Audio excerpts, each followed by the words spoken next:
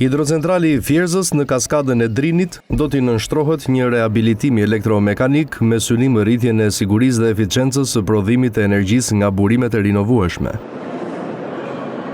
Kuvendi miratoi me votat e mazhorancës projektligjin për ratifikimin e marrëveshjes për një huat 40 milion euro për këtë qëllim mes Republikës së Shqipërisë dhe Bankës Gjermane për Zhvillim KfW. Ndërhyrjet do të përmirësojnë teknologjinë e pajisjeve, do të rrisin besueshmërinë e funksionimit të hidrocentralit dhe do të zgjasin jetën e tij të shfrytëzimit me të paktën 30 vjet. Financimi i ri shtohet në mbështetjes së mëparshme për këtë projekt dhe synon realizimin e ndërhyrjeve shtesë rehabilituese të identifikuara gjatë vlerësimeve teknike të kryera nga ekspertë ndërkombëtar. Projekti për rehabilitimin e hidrocentralit të Fierzës parashikohet të zbatohet nga Korporata Elektroenergjitike Shqiptare dhe punimet pritet të përfundojnë në korrik të vitit 2030. Hidrocentrali i Fierzës u ndërtua gjatë viteve 1970-1978 në lumin Drin dhe është një nga veprat më të mëdha energjetike në Shqipëri. Ka një fuqi të instaluar rreth 500 MW dhe krijoi liçenin e Fierzës, rezervuarin më të madh artificial në vend. Ky hidrocentral së bashku me hecet e Komani dhe Vau të Dejës përbëjnë shtyllën kryesore të prodhimit të energjisë elektrike në Shqipëri.